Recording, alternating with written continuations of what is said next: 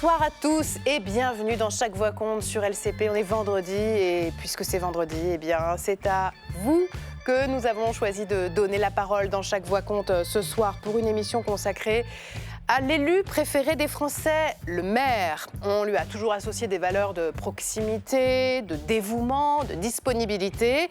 Et pourtant, il semble ne plus échapper à la défiance actuelle à l'égard de la classe politique. On parle des maires courage, mais on parle aussi des maires à portée de baffe. Comment garder l'envie de continuer? Comment répondre aux colères? Eh bien, nous allons en parler ce soir avec 3 élus locaux. Bonsoir Nadège Azaz. Bonsoir. Vous êtes la maire socialiste de Châtillon dans les Hauts-de-Seine. Bonsoir Jean-François Vigier. Bonsoir. Vous êtes le maire UDI de Bure-sur-Yvette dans l'Essonne. Et bonsoir Philippe Rio. Bonsoir. Vous êtes le maire PC de Grigny dans l'Essonne également. Vous avez une petite particularité. C'est que vous avez été élu meilleur maire du monde en 2021. Vous nous direz si vous avez vécu un mandat un peu différent avec ce titre.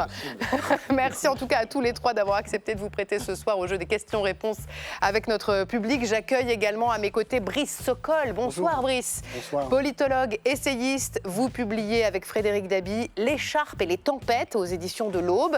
Nous sommes à 65 jours des élections municipales. Vous nous direz pourquoi ça reste quand même le scrutin préféré des Français et on essaiera de comprendre ce paradoxe actuel qui veut que les maires soient à la fois des repères et des cibles. Voilà pour le programme de ce soir. A priori, puisque vous le savez, cette émission, c'est vous qui allez la faire, je compte sur vous. Vous intervenez à tout moment pour échanger avec nos élus, pour partager vos expériences ou vos histoires. Et chez vous, installez-vous confortablement parce que chaque voix compte, c'est parti.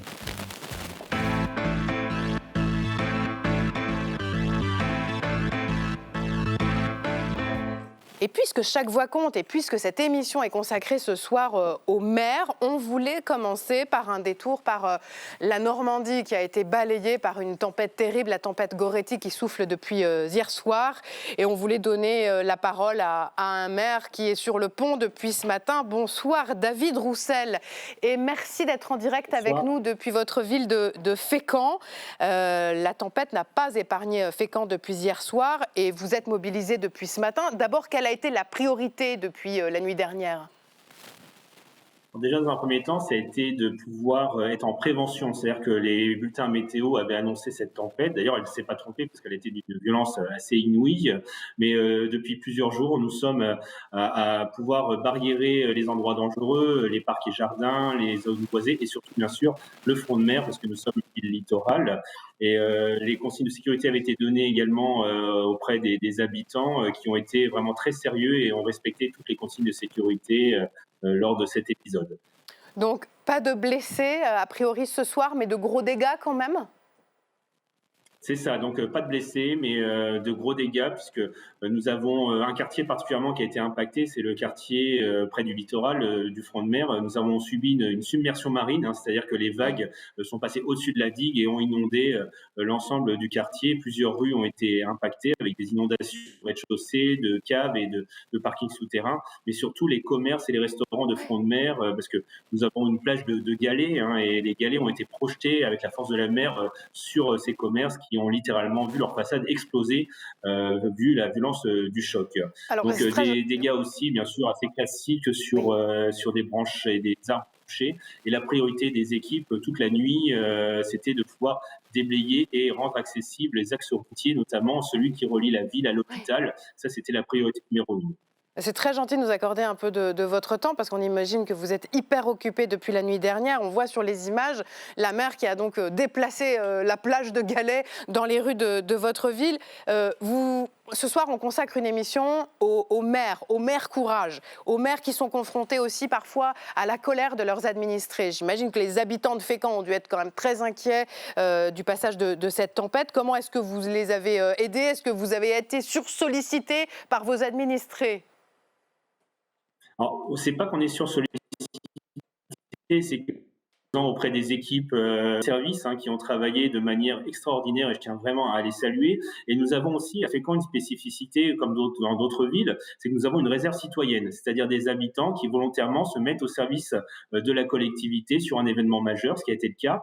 Et donc on a pu mobiliser cette réserve citoyenne, c'est-à-dire des habitants volontaires qui étaient référencés, se sont mêlés aux équipes parce qu'on voyait plus la différence entre nos réservistes et les services de la ville. Et ça a été aussi un élan aussi de solidarité complet avec des habitants, avec aussi ceux qui ont pu connaître des difficultés ou être sinistrés. Merci en tout cas d'avoir été en direct avec nous ce soir dans Chaque Voix compte. On vous souhaite évidemment bon courage parce que ça ne fait que commencer. Ça va être un travail au long cours aussi pour déblayer notamment les arbres et les galets qu'on a vus dans les rues de votre ville de Fécamp. Merci Monsieur le maire d'avoir été avec nous pour cette émission que l'on consacre donc ce soir aux maires. La France compte près de 35 000 communes et donc autant d'élus qui s'apprêtent soit à rendre leur écharpe tricolore, soit à essayer de la conserver pour un nouveau mandat de 6 ans. Les municipales se déroulent les 15 et 22 mars prochains. Si vous ne savez pas encore qui seront vos candidats, c'est normal. C'est parce que la date limite de dépôt des candidatures, ce n'est que le 26 février. Alors tout ce qu'il faut savoir sur cette campagne est d'abord résumé par Maïté Frémont ce soir.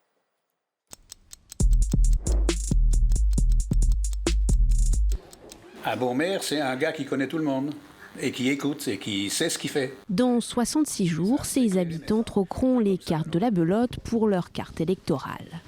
Que nous soyons dans un petit village ou dans une grande ville, direction nos bureaux de vote pour élire nos maires.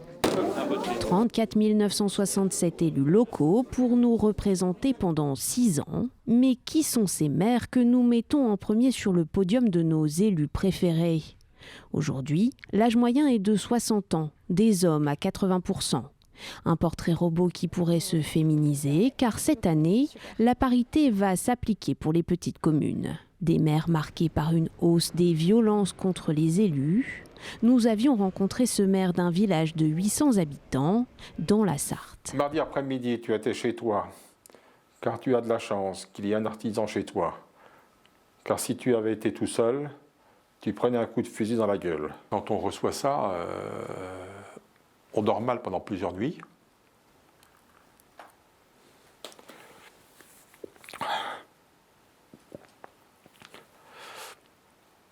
On est inquiet pour les siens.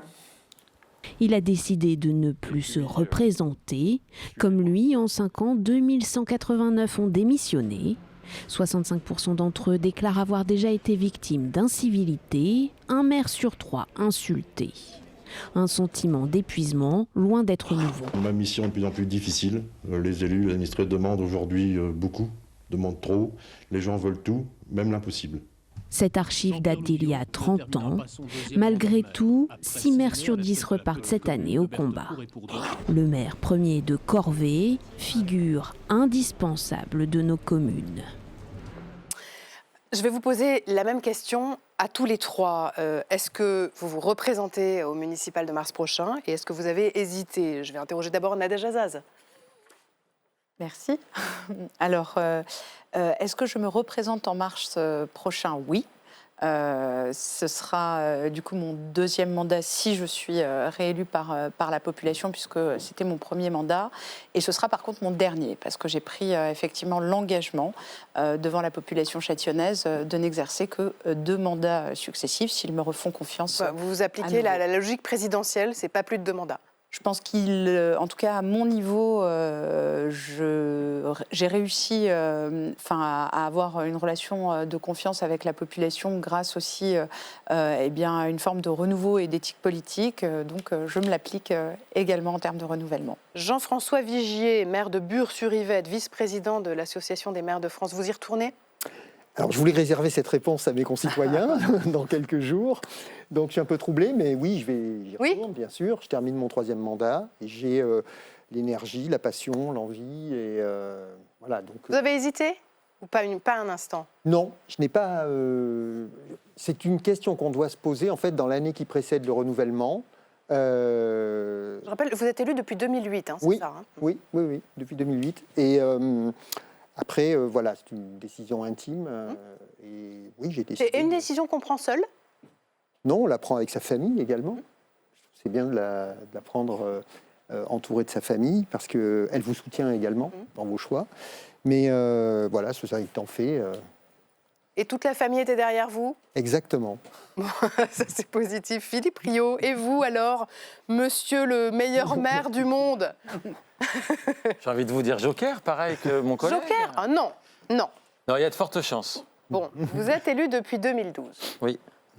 Bon, vous y retournez. Oh, il y a de fortes chances. Vous hésitez encore ? Non. Alors, Vous avez quand même un peu hésité ou pas du tout? Oui, on s'interroge. On s'interroge si on Vous est avez 14 ans de mandat. C'est ça. Fait 2 septennats. Oui, on s'interroge, bien évidemment. Si la passion est toujours là, si les projets sont toujours des défis à relever, si on ne fait pas l'année de trop ou le mandat de trop. Donc tout ça, effectivement, son entourage, ses collègues élus, les forces politiques dans lesquelles nous sommes aussi, et puis bien évidemment la famille. Et donc voilà, 3 cercles qui permettent de dire si c'est pas un mandat de trop ou au contraire, s'il faut un peu votre continuer. voisine va s'arrêter à 2 mandats, Ouais. vous y allez pour un 3e. C'est ça. Bon, est-ce que ce trophée, enfin je ne sais pas comment l'appeler, ce prix honorifique de meilleur maire du monde vous a aidé, puisque vous l'avez reçu pendant ce mandat-là, en 2021. Est-ce que ça a changé quelque chose à votre façon d'être maire? Non, pas du tout. Ça a mis une lumière sur une fonction, parce qu'il y a eu énormément de médiatisation, et je trouve que pour l'ensemble des maires, c'était plutôt bien de savoir qu'il y avait un maire français, mais vous savez, le thème de cette distinction est porté sur la lutte contre la pauvreté pendant le Covid. J'étais d'ailleurs ex aequo avec le maire de Rotterdam. Mais fondamentalement, durant toute cette période, nous avons tous œuvré auprès de nos concitoyens dans une période où on avait les informations par souvent la télé, le matin. Les préfets avaient également les informations avant la télé, masque, pas masque, cantine, pas cantine, ouverture. Je rappelle que le lendemain du premier tour des élections municipales de 2020, la France était à l'arrêt. Confinée. Et nous nous sommes trouvés dans un vide avec cette responsabilité. Pour ceux qui étaient élus au premier tour, on s'est tout de suite mis en action. Pour ceux qui ne l'étaient pas, espèce d'entre-deux extrêmement compliqué à gérer. Donc voilà. Mars 2020. Et qui sait d'ailleurs si le Covid n'a pas même modifié ou influé sur ce scrutin où certains avaient peur de se déplacer avec des masques aux urnes. On s'était posé quand même la question il y a 6 ans. 15 à 20% de participation en moyenne dans les bureaux de vote. Brice Sokol, on est donc maintenant à 65 jours du premier tour de ces municipales. D'abord, est-ce que le maire est vraiment toujours l'élu préféré des Français et les municipales leur scrutin préféré? Oui, franchement oui. Dans le contexte actuel, le maire est le tiers de confiance, c'est un des tiers de confiance des Français. Vous voyez bien, là, depuis notamment la dissolution ratée d'Emmanuel Macron, le contexte politique national, le contexte budgétaire, le contexte international, la majorité des gens que l'on rencontre sont anxieux, sont inquiets. Et le maire reste cette figure vraiment de proximité, ce tiers de confiance. Aussi pourquoi ? Parce qu'il est à l'écoute, parce qu'il est en proximité et parce qu'il a des résultats. Ce que reprochent beaucoup les Français aujourd'hui, on parle de défiance à l'échelle nationale. Pourquoi ? Parce qu'on constate qu'il y a une puissance publique, il y a une puissance de l'État, mais l'État n'est plus efficient. Et le pragmatisme, les réalisations concrètes, aujourd'hui, la majorité des Français nous disent, c'est dans les territoires, c'est dans les communes. Donc le maire reste vraiment cet acteur de référence et de proximité. Néanmoins, je veux dire néanmoins, parce que c'est un peu la thèse de notre ouvrage, pour la première fois, peut-être, même si une majorité des maires sortants seront reconduits, il y aura un impact de la politique nationale. Vous voulez dire que les colères nationales ruissellent sur les maires ? Vont ruisseler un peu sur les maires, parce que les thématiques nationales sont aussi les thématiques locales. Quand on interroge les Français, le premier sujet qui apparaît, c'est l'accès aux services publics. Et dans le cadre de l'accès aux services publics, l'accès à la santé. Premier sujet. Sujet national, sujet évidemment local.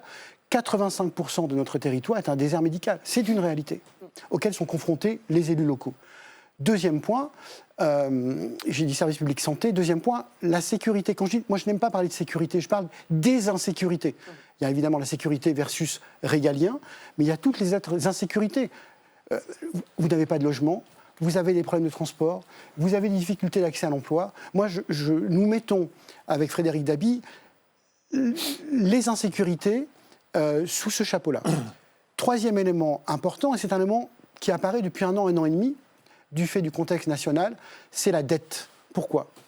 Parce qu'évidemment, l'argent. François Bayrou a beaucoup parlé de la dette, a essayé de faire partager aux Français cette importance et les conséquences de cette dette. Et les Français nous disent, mais on est conscient que nos élus locaux ne vont plus avoir demain les moyens de réaliser à l'échelle locale, les services publics. On est conscient qu'on va tous devoir un peu payer aussi. Donc cette notion de dette, elle apparaît. Et enfin, dernier item, c'est un item qui était, si je puis dire, en haut de l'affiche aux dernières élections municipales, ce qu'on appelle l'écologie, la transition écologique. Alors c'est un terme, attention, c'est un sujet qui n'a pas disparu, qui est toujours présent, mais qui a changé de, si vous voulez, de sémantique. On parle aujourd'hui de qualité de vie. Quand on dit qualité de vie, c'est évidemment tout ce qui est végétalisation, c'est aussi tout ce qui est santé. C'est très important pour une majorité de Français, la santé. Tout ce qui sont aussi les mobilités qui rentrent dans cette notion de qualité de vie. Donc la thématique environnementale, écologique, elle ne s'appelle pas comme ça, mais elle est toujours présente sous l'item qualité de vie. Donc tous ces thèmes-là sont des thèmes qui intéressent et préoccupent les Français. Je rappelle à notre public que vous intervenez à tout moment dans nos échanges entre les différents élus locaux qui sont avec nous sur le plateau.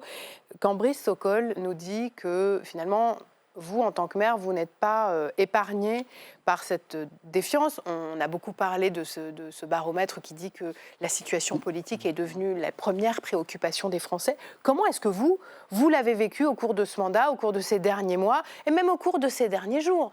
On a beaucoup entendu des Français se plaindre des rues qui n'étaient pas déneigées. Il se trouve que vous êtes 3 maires de la région parisienne qui avaient eu affaire aux flocons cette semaine. Vous avez eu aussi face à vous des administrés en colère qui disent « Mais monsieur le maire, madame la maire, où sont les saleuses ?»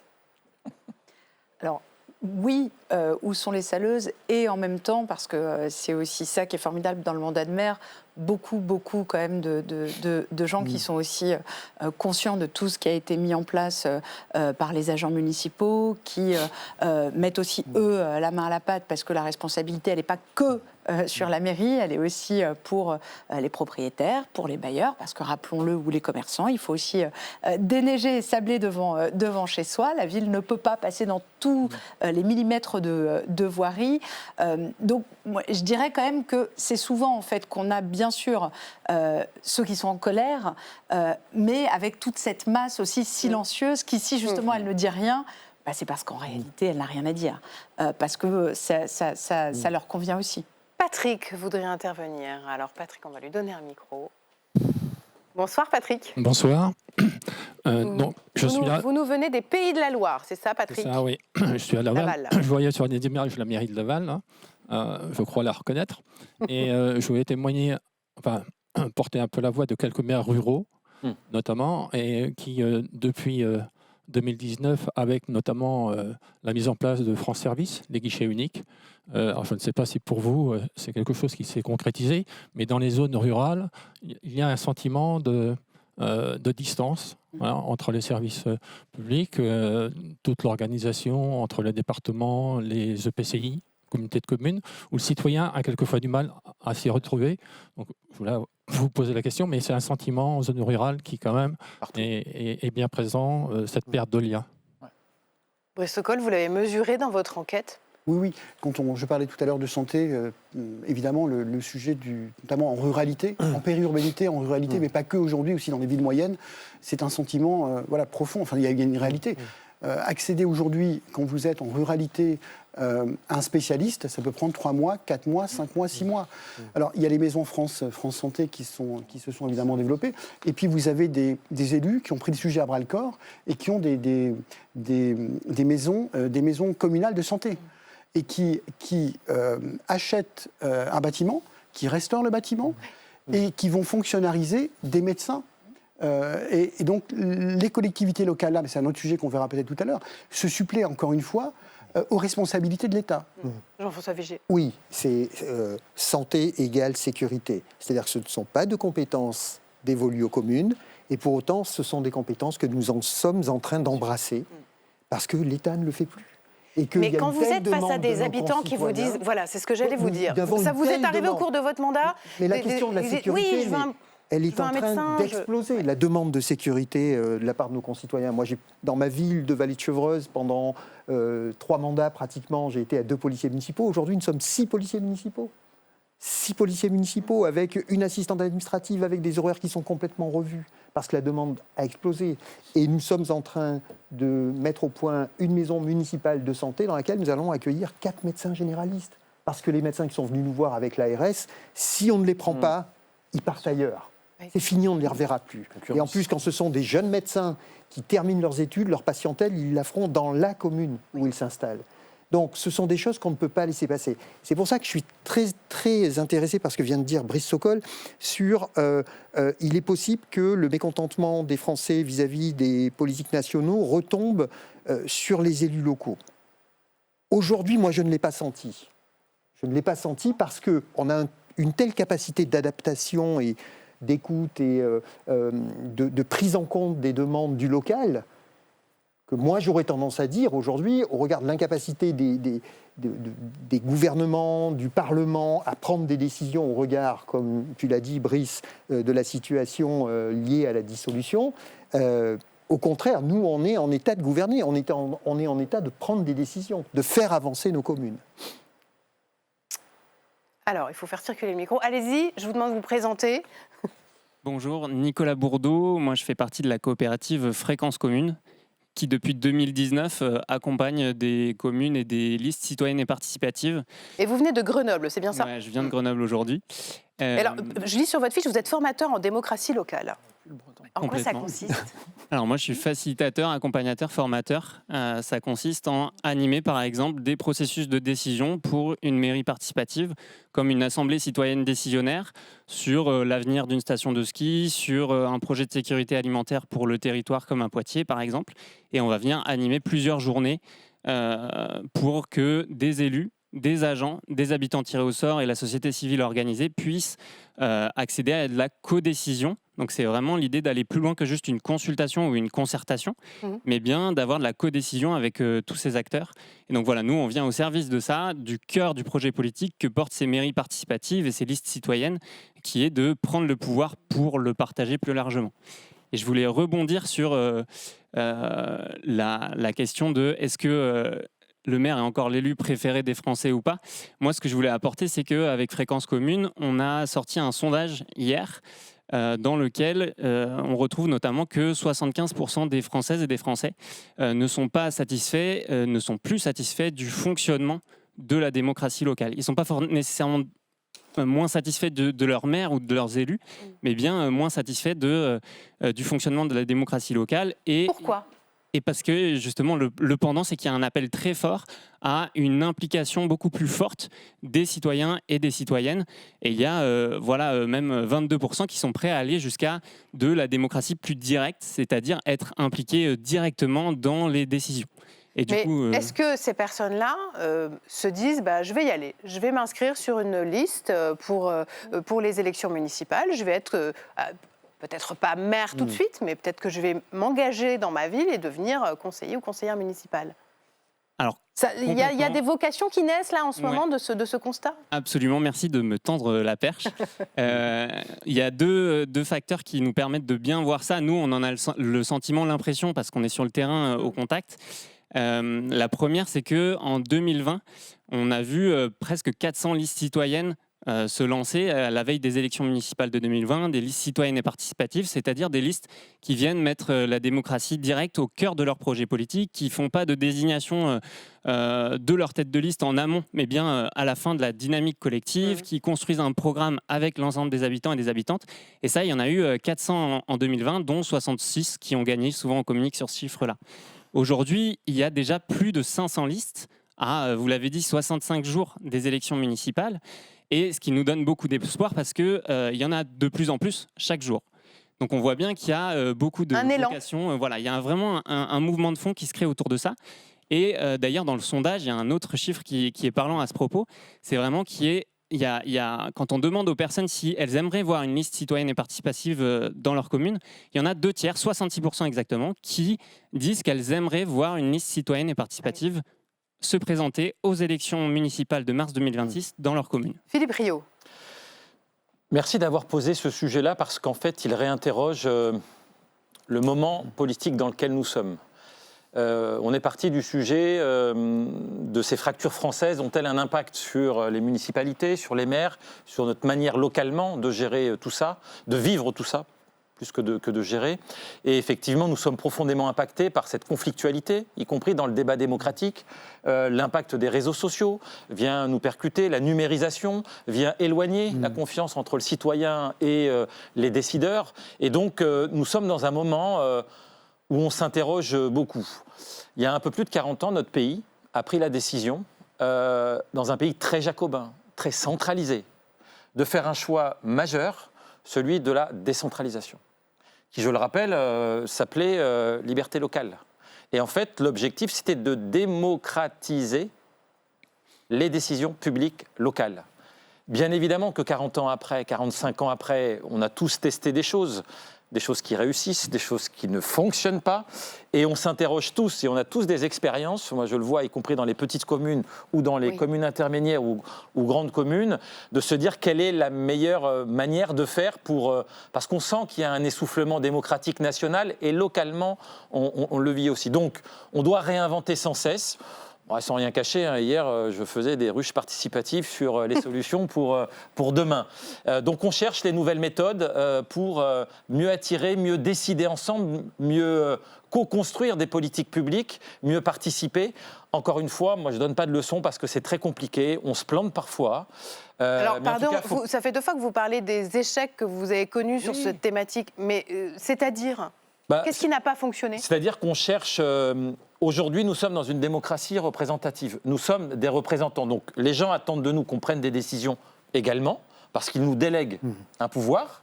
Et d'ailleurs, c'est pour ça qu'ils votent pour vous. D'ailleurs, parfois, quand on pose des questions, on se dit c'est à vous de faire, vous avez élu pour ça, faites-le.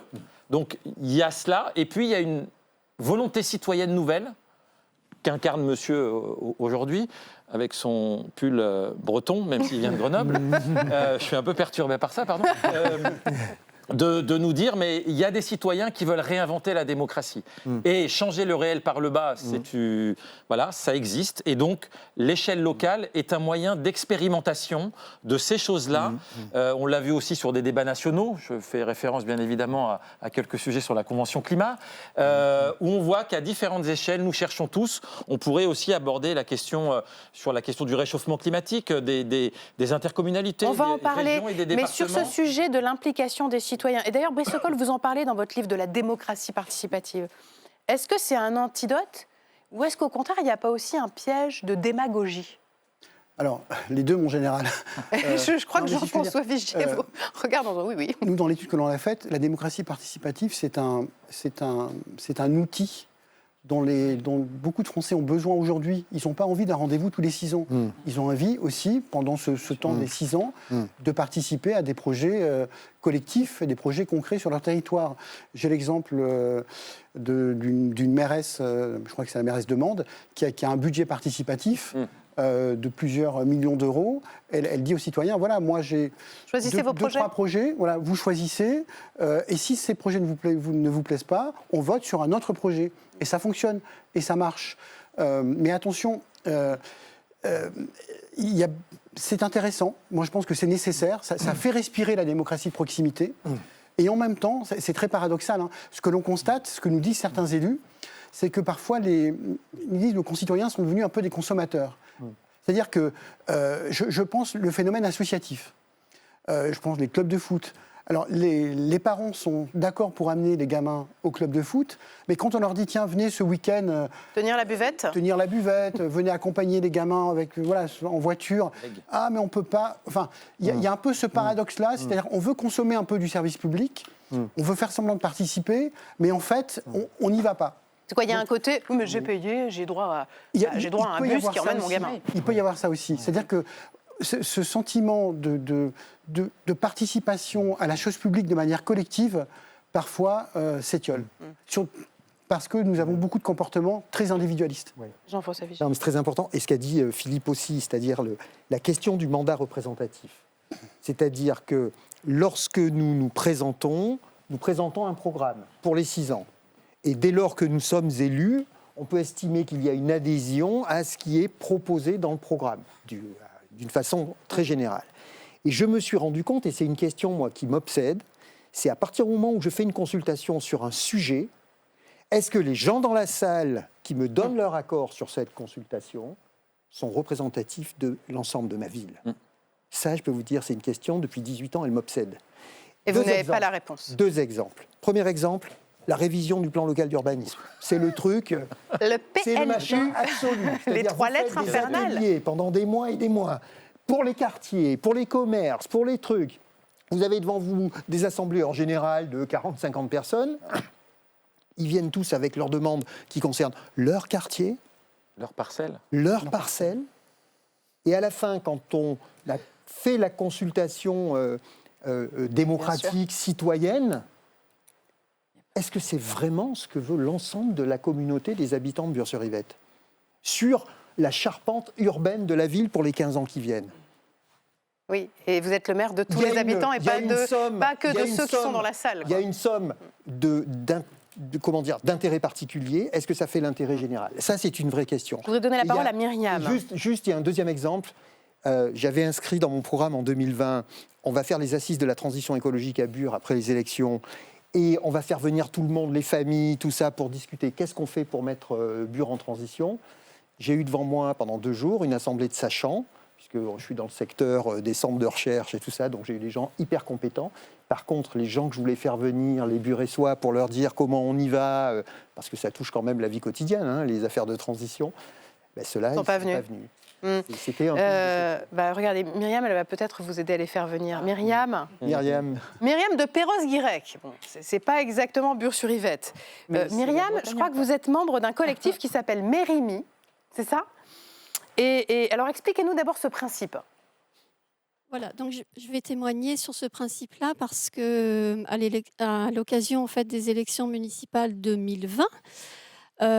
Personnellement, j'ai découvert un projet national qui avait été élaboré, qui avait mis en place une plateforme, donc la fameuse plateforme Mérimi, et j'y viendrai un petit peu plus tard.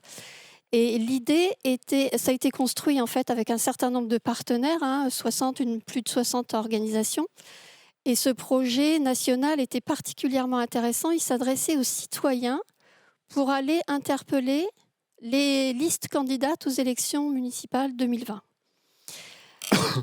Donc, de quelle façon, en fait, des mesures très concrètes avaient été définies sur cette plateforme-là, avec ses partenaires. Il y en avait 32 en tout, 32 mesures, 3 principes, dont un principe de co-construction, justement. Et derrière cette initiative, il y a un élément majeur, effectivement, de participation citoyenne. Donc les thématiques étaient très larges, le projet était formidable parce que, moi je me suis un petit peu engagée face à l'urgence climatique, mais ce projet-là intégrait vraiment les enjeux climatiques, environnementaux, sociaux et démocratiques. Donc vraiment embrassait avec une vision très large tout ce sur quoi en fait on attache une attention aujourd'hui au niveau des communes, interco et évidemment ailleurs. Donc l'intérêt, c'est que c'était des mesures extrêmement concrètes à mettre en place sur les communes et les intercommunalités. La plateforme en plus, Mérimi, permettait en fait de mettre en lien des citoyens qui étaient intéressés en fait pour aller interpeller les élus. Et pour le coup, on ne se connaissait pas, mais on est parti à 2, puis à 4, puis à 6. On a fait une réunion publique et ensuite on est allé voir les 3 listes candidates aux élections en leur demandant en fait de s'engager sur au moins 10 mesures sur les 32. Donc les 3 listes se sont engagées, c'était déjà un succès pour nous. Et puis l'idée, c'est que c'était un engagement commun, c'est-à-dire entre des candidats et un collectif de citoyens pour éviter en fait l'effet promesse campagne électorale, mais pouvoir réaliser sur le terrain. C'est ça qui est important en fait. Mettre en œuvre sur le terrain. Bon, mais alors là, on est 6 ans plus tard. Pardon, je vais essayer de faire un peu plus court, Myriam, mais 6 ans plus tard, ça a marché? Eh bien, il y a eu des choses qui ont avancé. Donc, les élus, les thématiques sur lesquelles on a avancé allaient de l'alimentation, agriculture, des thématiques sociales, des thématiques environnementales sur la biodiversité, sur l'énergie, très important aussi sur le sujet. Des choses ont avancé, d'autres non. On fera un bilan, on fait régulièrement des bilans en fait sur notre commune pour dire ce qui s'est passé. Mais ce qui est intéressant en fait derrière ce sujet-là, c'est qu'on se comprend mieux. C'est-à-dire que ce n'est pas évident en fait, pour nous, citoyens, habitants, de comprendre aussi les problématiques des élus. Le fait de co-construire, de travailler ensemble, ça permet de mieux les comprendre. Et après, on se pose aussi énormément de questions, et c'est là-dessus peut-être que ma question pourrait porter. On est toujours surpris en fait, de se rendre compte du temps long pour mettre en œuvre les mesures sur le terrain. Il y a des lois, donc déjà, si je prends par exemple la loi Egalim en fait sur le bio dans les cantines, voilà, elle a été passée, elle est en vigueur depuis 2022, mais c'est toujours pas fait au niveau des communes. Je pourrais parler du décret tertiaire qui est un projet majeur. On va me donner la parole si vous voulez bien aux élus qui sont là. Nadège Azaz, le temps long dont parle Myriam. Bon, on se dit un mandat c'est quand même 6 ans. Bon, c'est plus qu'un quinquennat de président. Quand le mandat commence, on se dit on a quand même 6 années devant soi pour réaliser les projets. Bien sûr, sauf que... ça va trop vite. Il y a aussi des règles, et des règles qui s'imposent en fait à l'élu local. Il y a des procédures, il y a des process. Il y a aussi la nécessité de mobiliser la diversité des acteurs pour pouvoir mener un projet. Donc, et c'est peut-être en ça aussi qu'on tombe dans la démocratie un peu consumériste que vous évoquiez. Il fut une époque où nos concitoyens acceptaient effectivement que des projets de réhabilitation, de requalification prennent un peu de temps. Pourquoi ? Parce que, je le crois en tout cas, c'est aussi la garantie que les choses soient bien faites, que les choses soient bien ficelées et que le résultat puisse aussi satisfaire les uns et les autres. D'autant plus, pour revenir sur les questions de démocratie participative, qu'aujourd'hui, on est un certain nombre aussi à consulter la population sur les projets. Moi, le plan de circulation qui a été mis en place à Châtillon, il a évidemment été travaillé par des instances techniques, parce qu'il y a des choses qui sont faisables et d'autres qui ne sont pas faisables, tout simplement. Et puis ensuite, il a été proposé à nos conseils de quartier, parce qu'il y a aussi des outils déjà qui existent et dont il faudrait peut-être que se saisissent aussi ceux qui parfois disent « Ah ben oui, mais on n'est jamais consulté ». Vous voyez, parce que souvent, quand on met en place aussi des réunions, quand on met en place des instances de consultation... Les gens ne viennent pas. Eh ben, en tout cas, c'est souvent les mêmes qui viennent. Voilà. Soit c'est parce qu'on a un intérêt immédiat et direct, soit c'est parce que, et c'est normal aussi, il y a beaucoup de choses à faire dans une vie. Mais il y a déjà des outils qui sont des outils existants. Et moi, je le vois sur un certain nombre de projets qu'on a mis en place. Je vous ai parlé du plan de circulation. Je pourrais vous parler aussi de la requalification du centre-ville de Châtillon, qui a été aussi soumis à un certain nombre de groupes de travail qui comprenaient des commerçants, qui comprenaient les riverains, qui comprenaient les habitants, etc. Et je vais même vous dire quelque chose dont je suis particulièrement fière en tant que maire, c'est consulter aussi les enfants. Pourquoi ? Parce que c'est ça aussi l'apprentissage de la citoyenneté et de la démocratie. C'est de dire, même à des tout petits, nous on l'a fait par exemple pour des aires de jeu, qui sommes-nous avec nos yeux d'adultes pour décider qu'une aire de jeu est mieux avec un toboggan et un tape-fesse. Mais qui sommes-nous ? Un toboggan ou une balançoire ? Pourquoi est-ce que moi, j'aurais la légitimité en fait pour choisir ? Et donc on a organisé aussi des sessions de consultation. Mais alors ils sont venus les petits ? Alors c'est dans les écoles. Ce qu'on fait, c'est qu'en fait on va dans les écoles où le parc est souvent à côté d'une école, donc on va à côté de l'école la plus proche, et on organise sur le temps du midi. Est-ce qu'ils vous ont surpris, les petits ? Ils avaient des propositions intéressantes ou c'était pas possible d'installer un carrousel ? Non, parce qu'encore une fois, le plus rigolo, c'est de voir déjà à quel point ils sont déjà très fermes sur leur volonté. C'est-à-dire que voilà, on veut une balançoire, et nous on a beau expliquer avec nos adultes, mais vous savez, la balançoire, le problème, c'est que c'est pas collectif, ça veut dire qu'il va falloir attendre les uns derrière les autres. On veut une balançoire.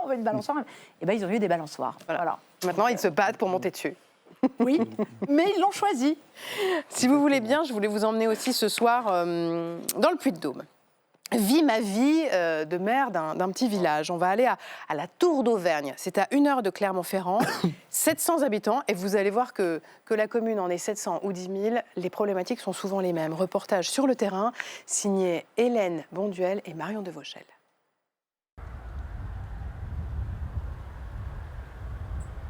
Un petit bourg de 700 âmes perché sur les monts d'Auvergne.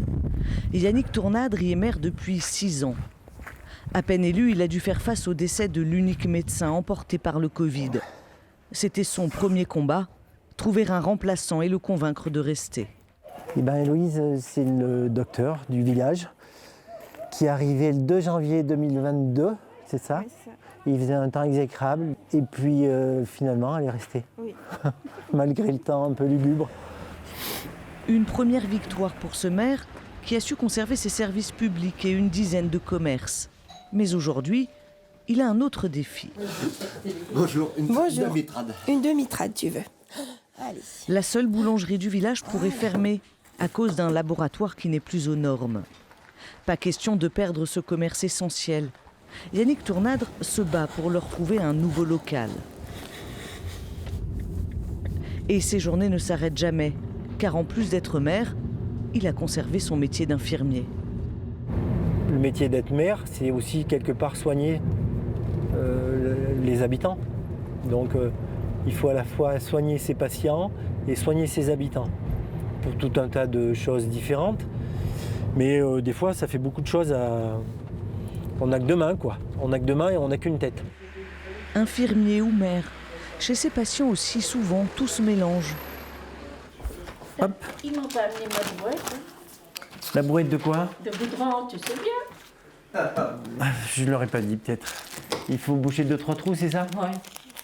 Avant l'hiver, parce que Avec une brouette de béton. quand ils vont passer à quelque chose-là, ils vont tout arracher. Eh bien, il faut que je le marque. J'ai dû le zapper, ça.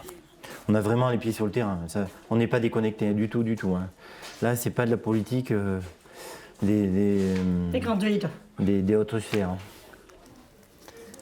Et voilà, Madeleine. Et merci Yannick. Et pour faire aboutir ces projets, avec un budget communal serré, 1 million d'euros, le maire réalise certains travaux lui-même.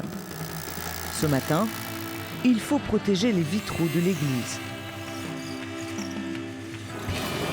Vas-y, monte. Moi, c'est mon sport. Là. Cette action-là, qui paraît peut-être un peu dérisoire, mais l'air de rien, c'est des économies, ouais. C'est du système D qui est utile. Mais on a quand même la responsabilité de l'argent de la commune, des administrés. Il ne faut pas que notre panneau, là, tout d'un coup, on l'échappe et patatrac. 1, 2, 3. Tadam! Et voilà. C'est pas si mal que ça. Je vous voyais tous suivre attentivement le travail de ce maire, de ce petit village du Puy-de-Dôme, d'un air amusé, parce que quel sacerdoce quand même, Jean-François Vigier. Ben, il est passionné. Ouais. Il est passionné, par contre, je pense qu'il n'a pas beaucoup de temps libre, parce qu'entre son métier d'infirmier, qui est déjà un métier de première ligne... On est débordé. Et celui de maire dans son village, je pense que c'est un garçon qui est très très pris, mais il en faudra d'autres derrière lui. Ce qui revient beaucoup, c'est l'argent. C'est le budget, d'autant qu'on est dans une période où la France, je ne vais pas vous l'apprendre, n'a pas de budget. Comment on bâtit un programme électoral sans connaître le montant de l'enveloppe dont on disposera? Voilà, on n'échappe pas à l'incertitude dans laquelle est notre pays. Tout à l'heure, sur la question de la relation avec nos concitoyens, de mener des engagements que nous avons pris, rendez-vous compte, le mandat qui vient de se terminer, qui se terminera le 22 mars prochain, nous avons vécu une crise Covid, une crise énergétique et une crise des finances publiques, en clair. Oui, parce que vous avez vécu aussi la fin de la taxe d'habitation. Aussi, et donc, nous avons sans cesse géré la complexité, l'incertitude, et si à cela, on se dit que dans le prochain mandat, il va y avoir en 2027 des élections présidentielles et législatives, c'est-à-dire que les règles du jeu vont profondément changer, qu'ensuite on va avoir en 2028 des élections départementales et régionales où les règles du jeu vont changer. Donc en clair, nous sommes profondément dans des mandats qui sont d'une instabilité incroyable et on doit gérer la complexité, être parfois des pédagogues de la complexité sur des projets qui sont du temps long, parce que la politique publique, c'est du temps long dans sa conception, dans le montage du projet et dans sa réalisation, avec des incertitudes que je viens de décrire qui sont réelles, vécues, concrètes. Et le vice-président de l'AMF qui est ici autour de la table le rappellera mieux que moi sur les moyens financiers et le pouvoir d'agir des villes qui sont à portée de baffe, mais aussi à portée de bisous, d'embrassades et de reconnaissance. Nous avons perdu 82 milliards d'euros ces 20 dernières années de pouvoir d'achat. Et on nous demande de faire plus de santé, plus de sécurité, un peu de transition écologique, puisque quand même on peut arriver à en faire, d'avoir la meilleure cantine du monde, voilà. De la solidarité. Et de la solidarité à tous les étages. L'équation devient vraiment très complexe. Donc il y a un côté un peu, je sais pas, magicien, artisan. Magicien. C'est un peu, c'est le Rémi Brica. L'homme orchestre. L'homme orchestre. Le maire est devenu Vous l'avez un homme alors, orchestre. les plus jeunes ne connaissent pas. d'entre vous et parmi les téléspectateurs, Rémi Brica, c'est un homme orchestre, il a un tambour devant, un tambour derrière, un tambour au-dessus. Mais ce qui ressort derrière ce que dit Philippe aussi, c'est qu'en fait, on n'a plus les moyens maintenant de construire des plans pluriannuels d'investissement à 5 ans parce qu'on n'a pas de visibilité à 5 ans. En fait, on ne sait pas d'une année sur l'autre. La seule chose dont vous êtes sûr, c'est qu'à priori, vous serez là. Ce qui va se passer. Mais vous ne savez pas avec quel argent. Après, emmener nos concitoyens en leur disant sur les 5 ans qui viennent, voilà ce qu'on va faire en termes d'investissement. Tout dépend tellement maintenant du robinet de l'État qui s'ouvre ou qui se ferme, et qui se ferme malheureusement plus tôt, que ça devient très compliqué de regarder à moyen terme. Et rester des pôles de stabilité, même dans l'instabilité. Benjamin voulait poser une question. Bonsoir Benjamin, vous avez 42 ans, vous nous venez d'Aix-en-Provence. Tout à fait. Et je suis donc directeur d'une association qui est la Fondation Agir contre l'exclusion, donc directeur pour les Bouches-du-Rhône. Et justement, je voulais vous interpeller sur, voilà, vous avez un partenaire en fait souvent dans vos municipalités, enfin des partenaires souvent dans vos municipalités qui vivent à vos côtés ces crises financières, ces instabilités et qui à vos côtés travaillent depuis la petite enfance, la citoyenneté, la culture, le sport, j'ai dit la petite enfance jusqu'au grand âge, la solidarité, qui est le monde associatif. Qui est pour moi, je dirais, au même titre que les joyaux de l'impératrice, le Louvre ou Notre-Dame, un patrimoine magnifique de notre pays. C'est 1,2 million d'associations en France, au sens large à peu près 18 millions de bénévoles. Et le monde associatif est en crise. Vit une grande crise du fait de ces instabilités, entre autres financières. Voilà. Je connais dans mon réseau associatif marseillais des associations qui sont à 30-40% d'activité en moins, des directeurs d'associations qui cessent de se payer pour payer leurs collaborateurs parce que la trésorerie ne suit pas, voire des associations qui mettent la clé sous la porte. Et voilà. Et ce monde associatif, il est souvent à vos côtés. Vous-même, monsieur le maire, quand vous avez été élu meilleur maire du monde du fait de la gestion de la précarité dans votre ville en 2020, j'imagine, je ne connais pas, mais j'imagine que le monde associatif était à vos côtés en train de le faire. Et voilà, donc moi je voulais un peu vous alerter là-dessus. Est-ce que vous avez peut-être des bonnes pratiques? Est-ce que dans cette perspective des élections 2026, voilà, il peut y avoir des choses qui sont faites en ce sens, parce qu'on est en train de perdre un joyau de notre pays. Un facteur de stabilité et de confiance dans toutes les enquêtes d'opinion. Je me tourne vers Brice Sokol, mais ce qui est en haut, c'est bien évidemment d'abord la famille, et ensuite dans le collectif, ce sont le monde associatif, et ensuite la commune. Et donc on voit bien que cette alliance association et commune, elle est déterminante dans ce pôle de stabilité que nous devons construire au moins à l'échelle locale pour nous, dans un moment où effectivement vous n'échappez pas à des restrictions comme nous. Je rappelle que les villes sont les premiers financeurs des clubs sportifs en France, qui a un espace de convivialité, de fraternité, de sororité absolument incroyable. C'est la même chose pour la culture. Nous sommes les premiers financeurs de la culture. Et au lendemain des JOP, par exemple, des Jeux Olympiques et Paralympiques de Paris, 43% des associations sportives ont vu leurs moyens financiers baisser. Donc on vit dans un monde un peu dingue, d'injonction paradoxale, où l'association a une image extraordinaire, de relations de confiance avec les concitoyens, un pôle de stabilité dans un pays qui est profondément fracturé et qui aujourd'hui connaît, comme la commune, des fragilités. Donc les alliances à réinventer dans ces municipales va être déterminante pour continuer à solidifier cet espace de confiance et de stabilité. Et avec aussi une crise de l'engagement, c'est-à-dire qu'il y a une problématique budgétaire, économique, mais il y a aussi une problématique d'engagement, c'est-à-dire que beaucoup d'associations aujourd'hui souffrent aussi d'avoir peu de bénévoles. Vous l'attribuez à quoi ?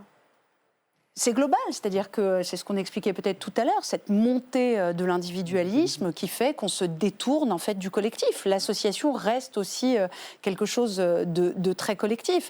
Et nous, parce qu'il faut effectivement être innovant et il faut réussir à être agile. Par exemple, sur le réseau de solidarité à Châtillon, ce qu'on a fait parce que chacun en fait fonctionnait un peu dans son coin et en silo.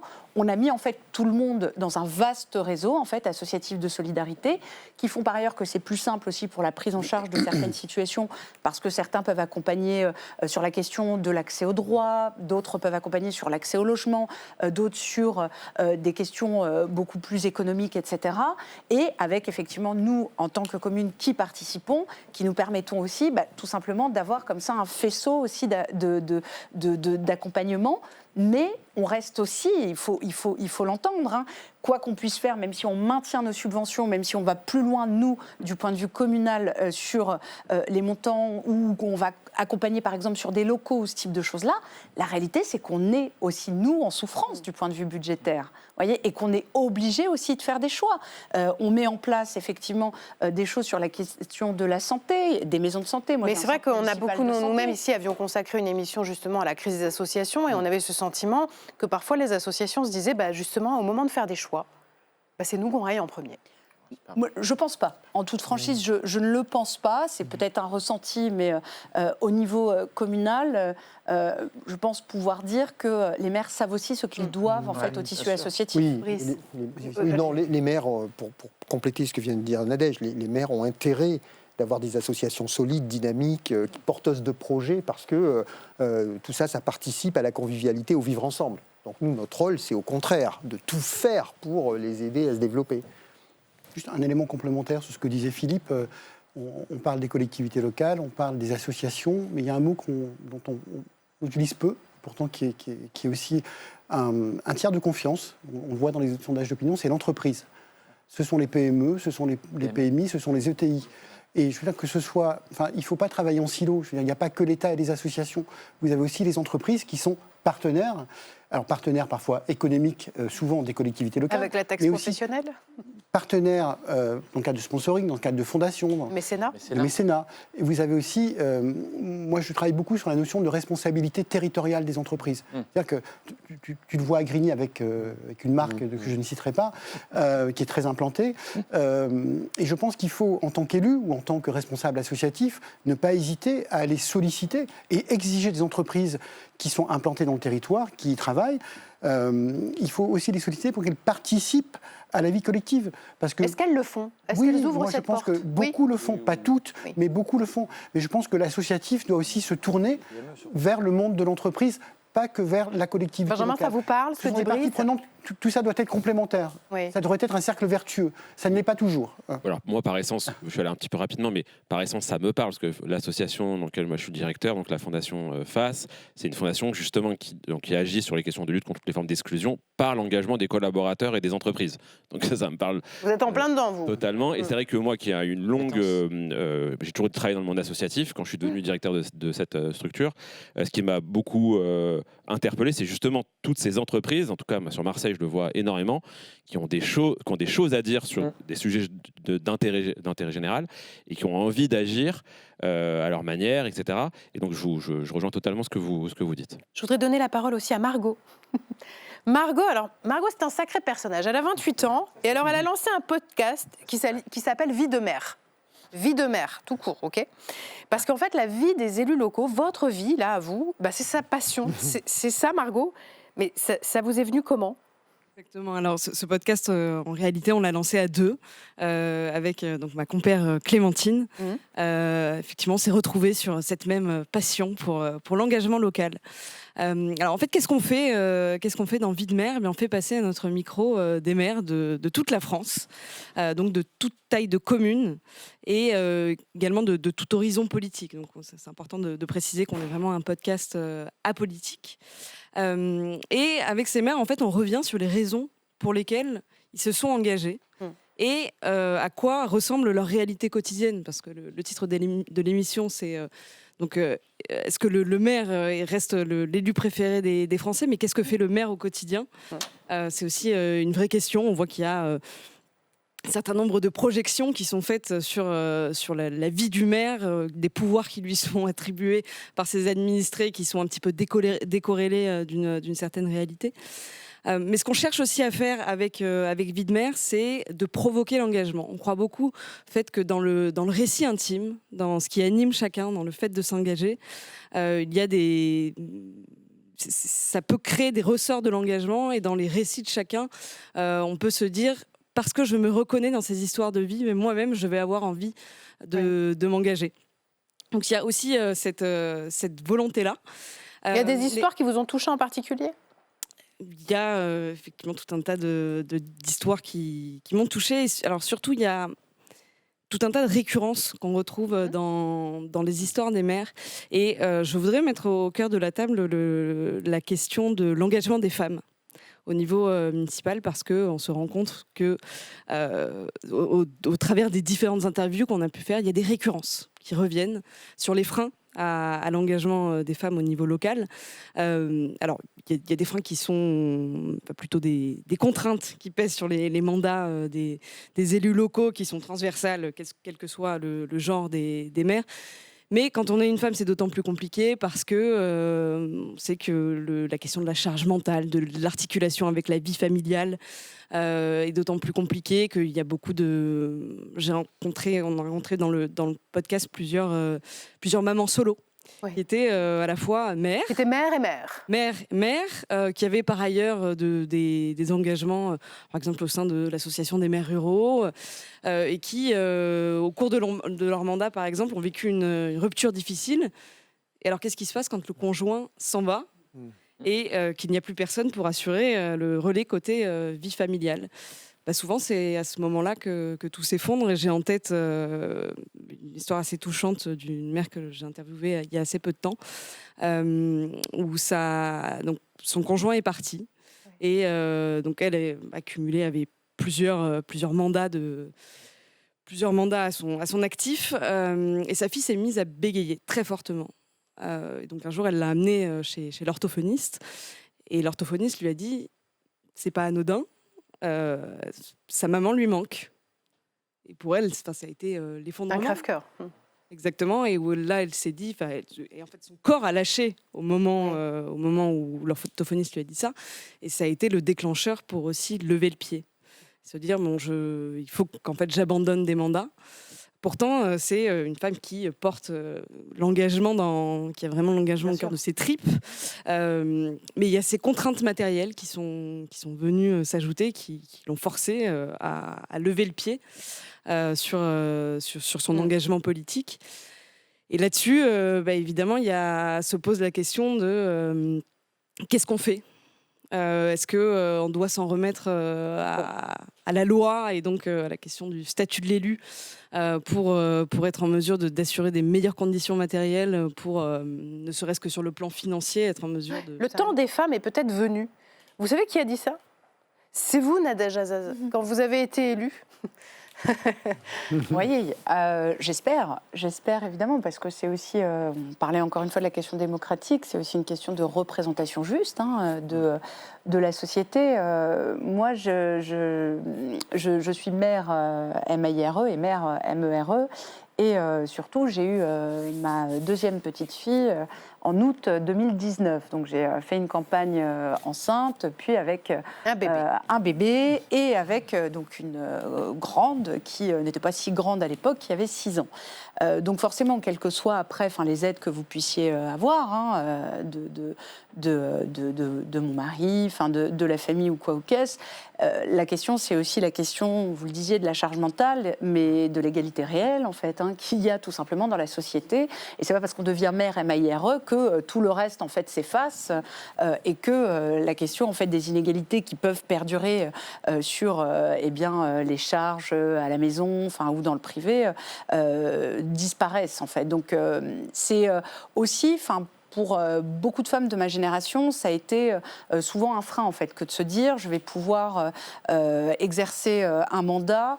Si demain vos filles vous disent « Maman, on ne te voit pas assez », Et la culpabilité, elle est difficile, vous voyez, c'est ce sentiment-là aussi avec lequel on vit, et je crois, enfin, je ne veux pas parler pour vous, chers collègues, mais où on vit davantage qu'avec nos collègues masculins, et donc ça nous impose aussi d'en faire encore plus, c'est-à-dire que pour être sûr qu'il n'y ait pas de difficulté, eh ben, on s'impose de pouvoir tel ou tel jour rentrer, alors même qu'il y a un tout petit délai et que c'est un moment juste où on aurait pu souffler pour aller passer du temps. Moi, je ne pars jamais, vous voyez, sans rentrer dans ma vie privée, mais je pars jamais en fait le matin, quel que soit l'horaire où j'ai un rendez-vous, sans être certaine qu'il y ait tout ce qu'il faut pour que lorsque le soir arrivera, parce que je sais que je ne serai pas là, eh bien les filles puissent dîner.